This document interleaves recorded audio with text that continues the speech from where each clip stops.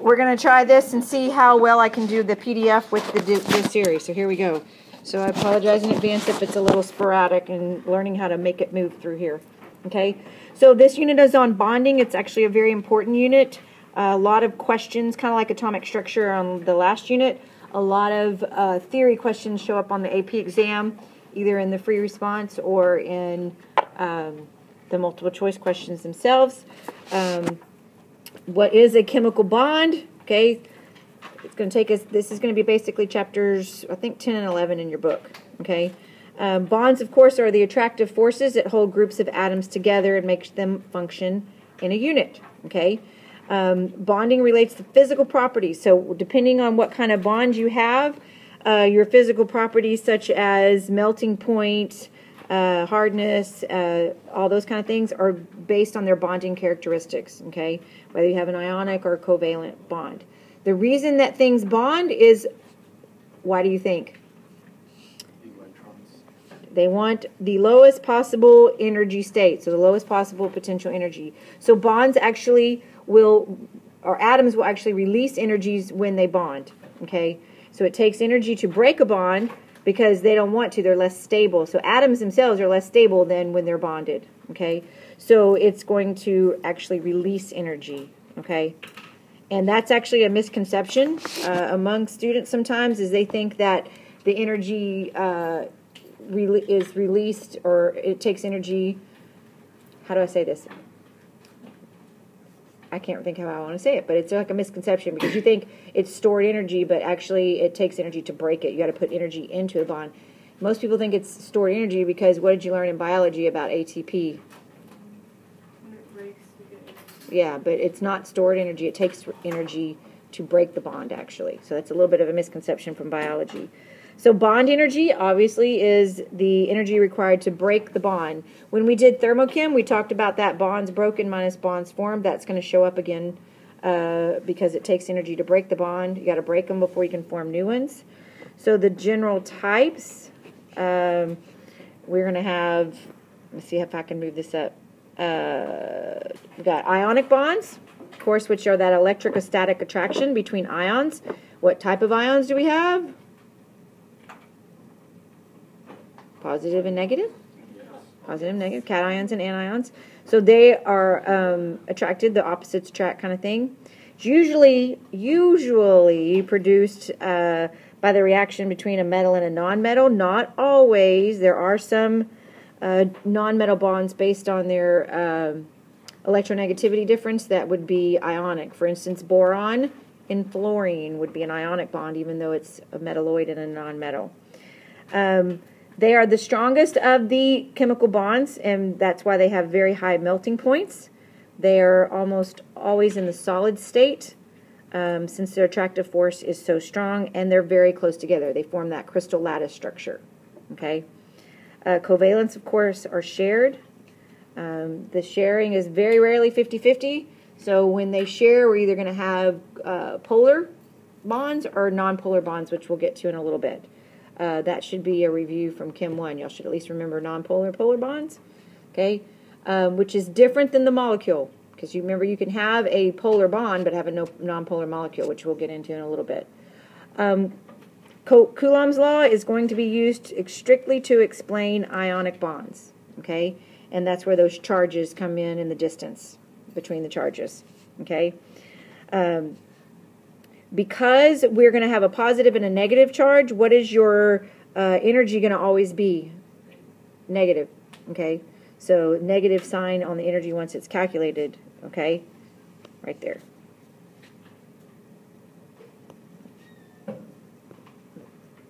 Let's see. Not too bad so far. Valence electrons, remember, are your outermost S and P, and if you're in the transition metals, we'll be looking a little bit at those d orbitals, okay? Lewis dot structures, that's what you did today. The man that's responsible for that is G.N. Lewis. He was actually the first American chemist to receive the Nobel Prize. And you remember when we vaguely talked about acid bases in Chem 1, we had a very small definition about Lewis acid and bases. It's the same dude. He was very... instrumental in some of our understandings of chemistry, but he was the one that came up with the Lewis structures. Emphasis on rare gas configurations, which they're calling rare gas. That's what we call as noble gases, and that is that stable S2, S6, or the octet. And remember, all of the noble gases follow the octet rule except for helium. How many does helium have? 2. Okay. And of course, octet means they have how many valence electrons? 8. Okay. There are some other exceptions to the octet. Rule. For instance, beryllium and boron will not have 8 around them. Boron will only get, how many do you think? Has 3 valence electrons. So how many do you think it can get when it shares its 3? 6. So the most that boron can get is 6. Anything below carbon is going to be under that octet rule. It's going to be less than. Okay, carbon is the first one that can get 8. Okay. Chemical bond formation. So basically it's this. Okay, the way that they form is they have to reach that optimum magical distance at where they're overcoming the electron-electron repulsions and the proton-proton repulsions, because if they're too far apart, they're not attracted to each other. If they get too close together, the electrons repel each other and the protons repel each other. So there's that little sweet spot in the middle, or if like some people call it the Goldilocks spot, because it's just right.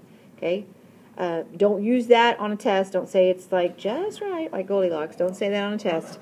These are generalizations to help you understand them. Okay, but don't write that on a test. Don't say an atom is willing to give away his electron. He does not have a will. It's not a person. Okay, but those are things we talk about, generalizations, to help you wrap your brain around it.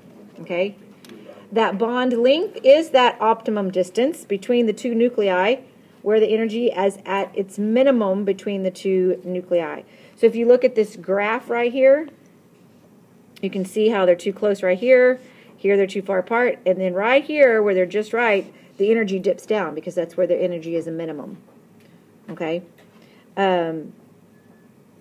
If the energy decreases, they call them van der Waals, but they're IMFs, intermolecular forces. Last year in Chem 1, we sometimes called them interparticle forces, but they're the forces between the particles. If your energy decreases really large, then that's when you get a chemical bond. Okay? Any questions so far? We're all about getting that lower energy state. Nature always likes things in its lowest possible energy state. That's why we bond. Okay? Questions so far? Mostly seems to be a repeat from Chem 1 so far? Okay. There's a couple of different orbital bonding theories. First one we're going to talk about is orbital theory, and that's where your positives and negatives, you might want to kind of highlight that because they kind of get lost. The positives and negative electrons and positive nucleus of an atom change the spatial distribution of the other atom's electrons. Okay, so when they're individual, they have a certain wave function. When you put them together, it kind of changes that. We don't care much about the wave function. We just need to know that we have this new thing called a bond orbital. Because remember, if it's a covalent bond, their bonds are actually their orbitals are actually overlapping and becoming one. Unlike an ionic compound, which is positive negatives just held together by that electrostatic attraction, when they bond, they're actually overlapping their individual orbitals and kind of forming a new one. Okay, that's called the bond orbital. And remember, when we draw a bond, that represents 2 electrons, right? Okay. Your lone pair orbital is the ones that just belong to the individual atom. So when you draw a lone pair on there, say for when we're doing water and oxygen has its 2 lone pairs, those belong exclusively to that oxygen. However, because they're bonded, it kind of changes their spatial spatial area around its individual than if it was by itself. Okay? So basically, this new orbital is built right here from the 2 bonded. Okay? Ionic bond, the bonding orbital is so strongly displaced that it's giving the electron away. Okay? it's giving it. And then the covalent bond is more or less evenly distributed. If it's a nonpolar, it is exactly evenly distributed. They share equal, okay? If it's polar, there's an unequal distribution or an unequal sharing. Which one gets the electron more? Mohammed, which one gets the electron more in a nonpolar bond?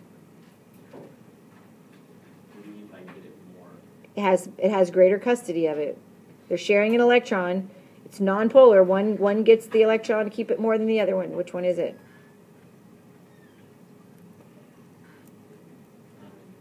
Ben Quo, who gets it more? Like if it's non-polar, then they. No, if it's polar, which element, if it's polar, which one gets to hang on to the electron more? More electronegative. The more electronegative, yes. The higher the electronegativity, the more it gets the electron.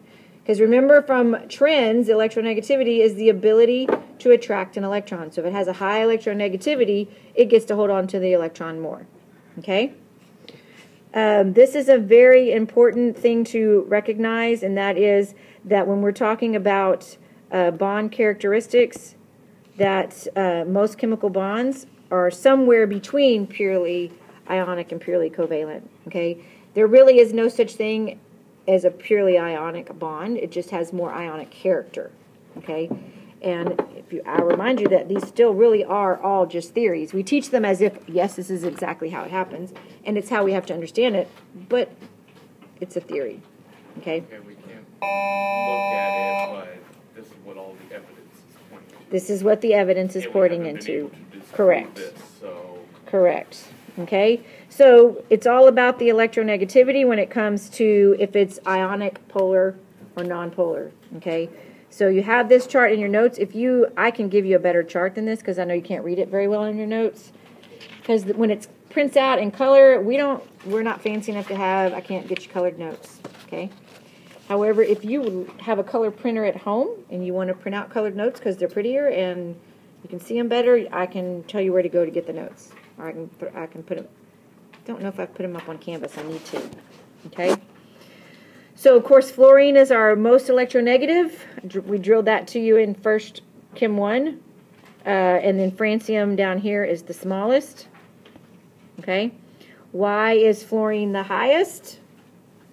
Because it has the highest effective nuclear charge of all the elements, and it's got the smallest radius.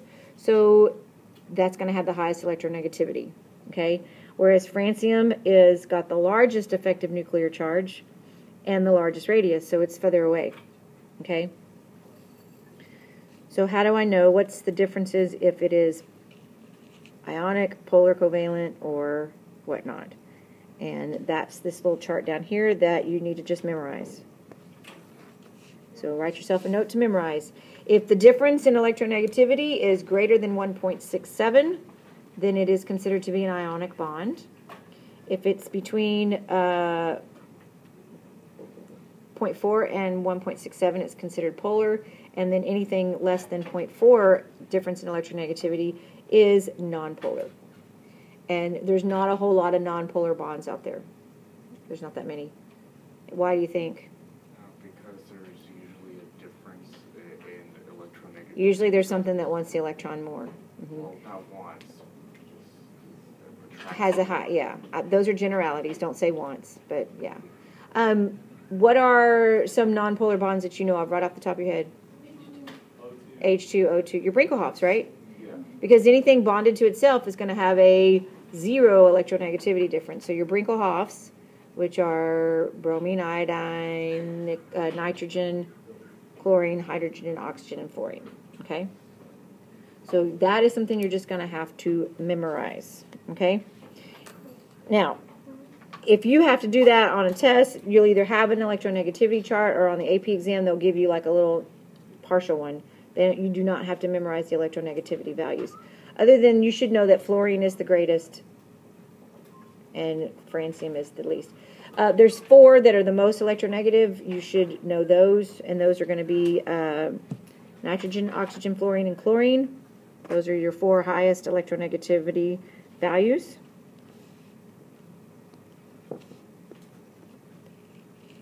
I have to take it off writing to be able to move it up. I'm getting it down. I'm not doing too bad for the first time with this. Okay, So we're going to order these bonds according to polarity. Okay, so let's do that. So hydrogen-hydrogen is going to be what? Nonpolar for sure. So we're going to put NP under that. Okay, let's do the electronegativity difference between oxygen and hydrogen. Okay, let's just do this real quick so that we don't have to flip back and forth. Oxygen's value is 3.5. Can't make that be a 3. That's a horrible 3. Oxygen's value, what is the deal with the 3? I'm just going to leave it. Chlorine is 3.0. Hydrogen is 2.1. Sulfur is 2.5. And then, of course, fluorine is 4. So the hydrogen-oxygen bond, what would its electronegativity difference be? Well, I get 1.4. What would the chlorine-hydrogen bond be?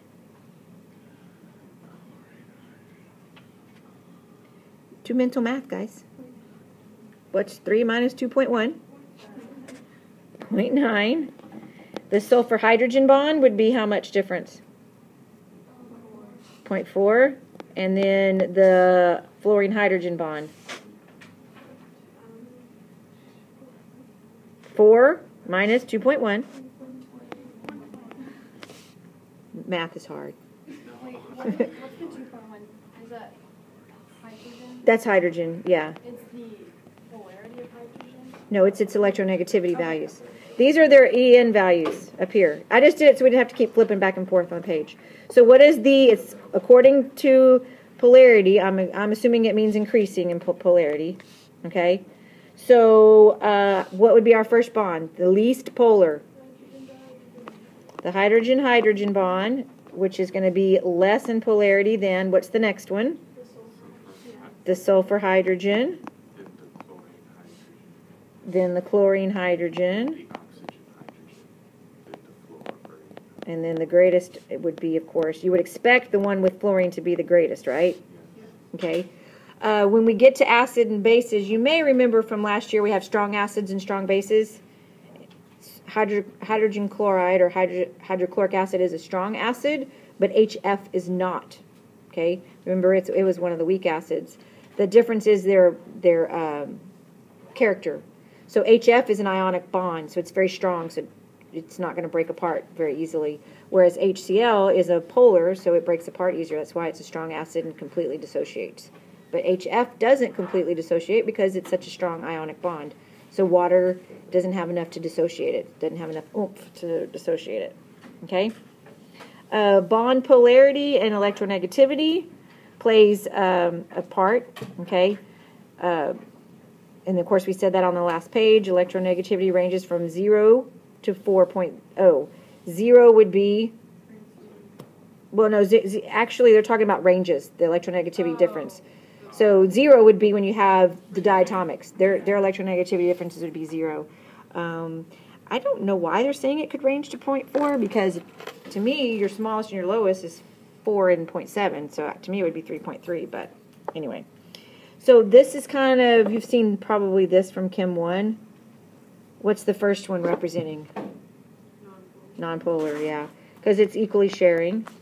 And then the next one would be polar covalent, and then this is ionic because it's an outright, here, take my electron. I don't need it. Okay?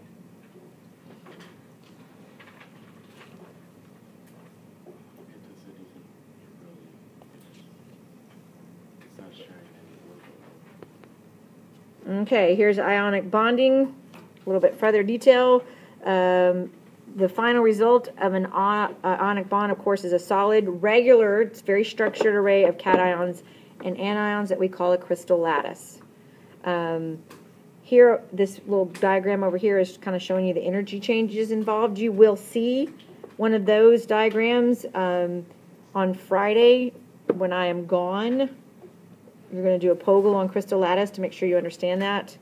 I'm going to be gone Thursday and Friday. Did I already tell you all that? Yeah, I have to go to a conference in downtown Houston, and Mr. Norbrotten is your sub. Oh, great. Yes. Yeah, okay, so he's your sub. But here's where you're going to use Coulomb's law. We had that one question on the last test about K2O and calcium oxide, which one had the stronger lattice energy. This is where that would come into play from that kind of thing. The energy of attraction depends directly on the magnitude of the charges. Okay, this would be a good thing to highlight. I don't like my highlight color. It's not showing up very well.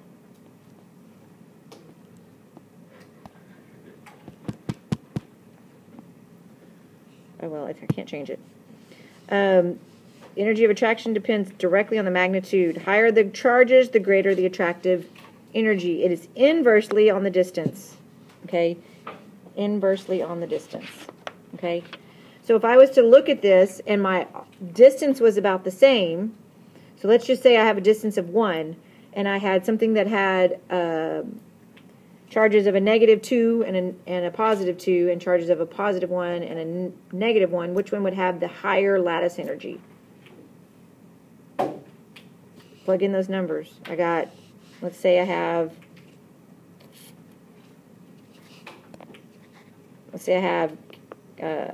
calcium and sulfur, and let's say I have sodium and chloride. Let's just pretend right now they're the same distance apart. Okay, which one of those would have a higher lattice energy? Because remember, you're going to plug in your negatives and positives right here. So what's your charge on calcium? And they're just going to pretend like it's 1 right now. And then that would be +1 and -1 over 1. Which one of those would have a higher charge, or higher lattice energy, or higher energy to break?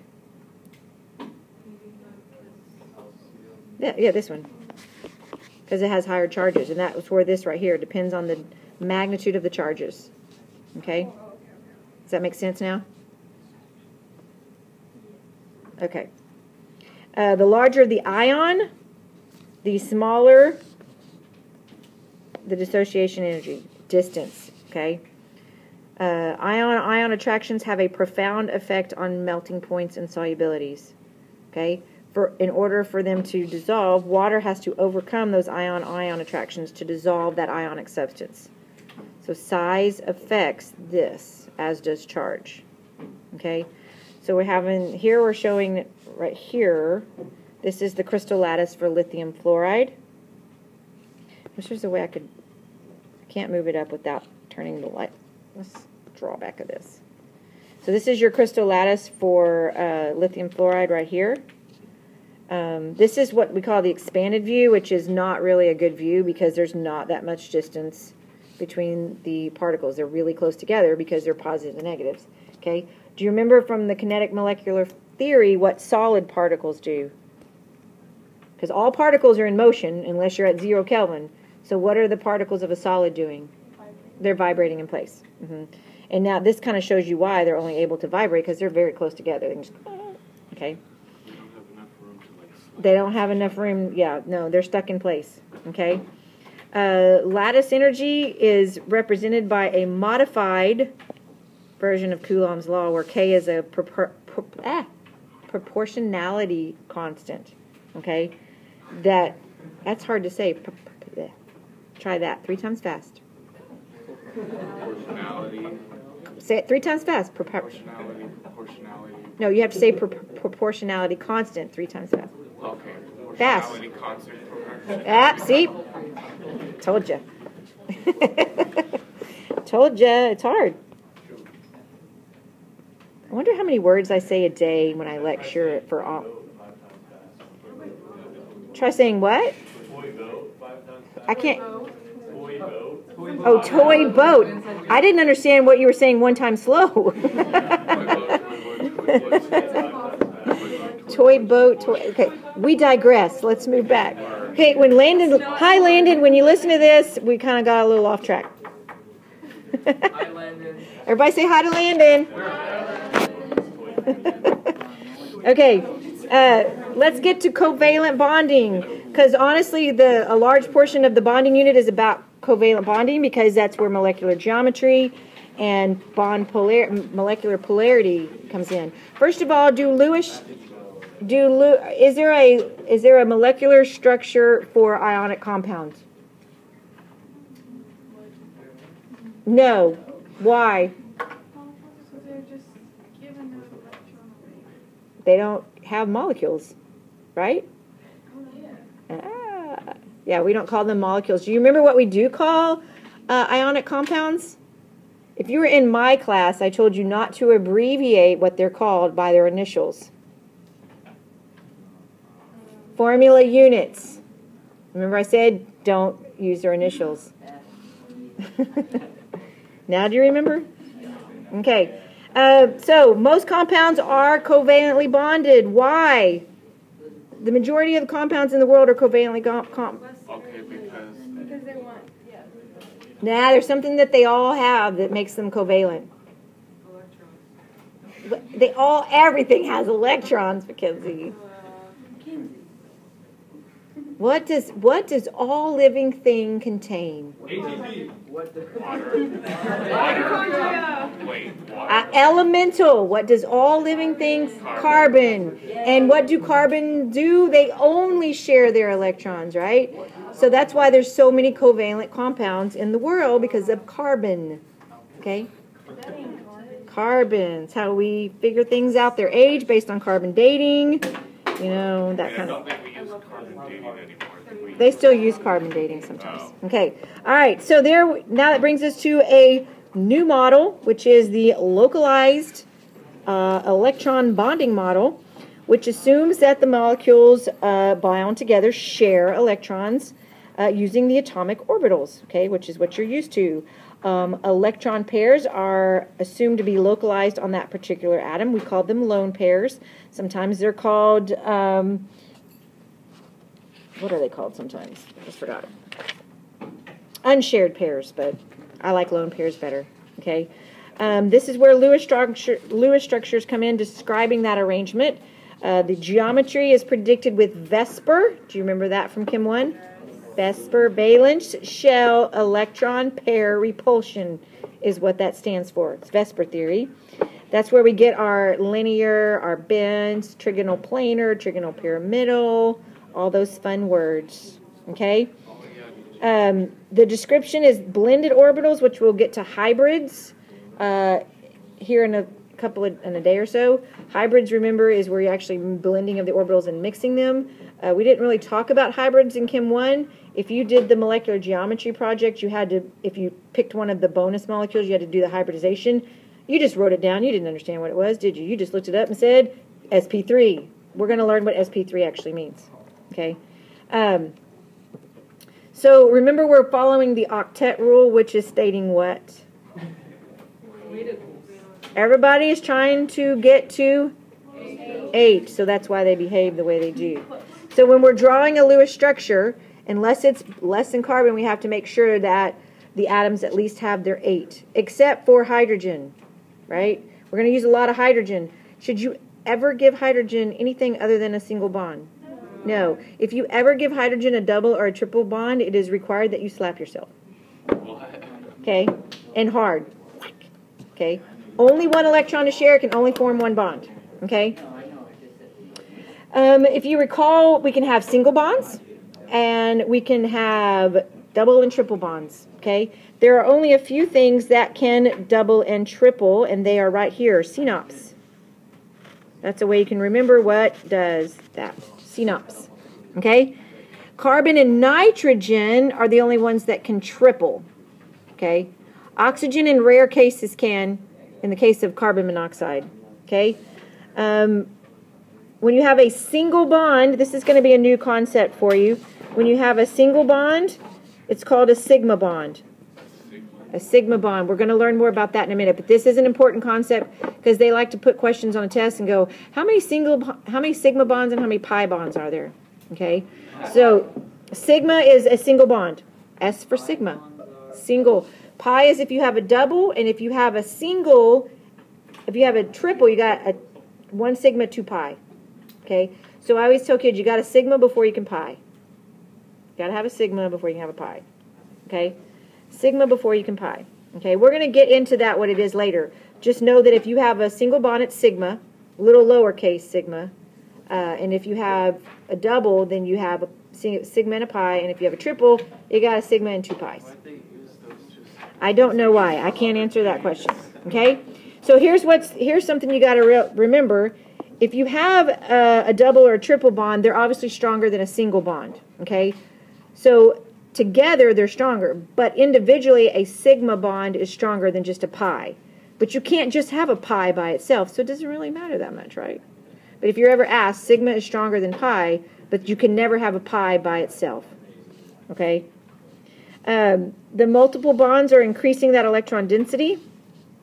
Therefore, they decrease the repulsions, so they're stronger. They're shorter and stronger. Triple or double bonds are shorter and stronger. So write that down somewhere, shorter and stronger. Obviously, triple are the shortest and the strongest. Okay?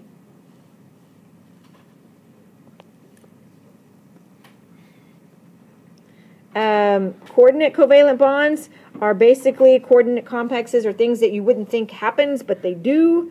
Basically, hydrogen's getting something for nothing in this case, because hydrogen doesn't have an electron to share, but this little ammonia says, hey, I got 2 extra, I'll share with you. Okay? So, because it's nice. I thought we weren't doing I didn't say I couldn't say it. I said you can't write it. There's a difference. Because sometimes the analogies help you understand it, and then you can explain it. But we can talk in these terms. You just can't write it on the AP exam. Well, then close your ears when I say it. Okay? We know that nitrogen is sharing its lone pair with the hydrogen. Remember, hydrogen has no electrons to contribute. Okay? But all 4 bonds actually end up being identical in length and strength.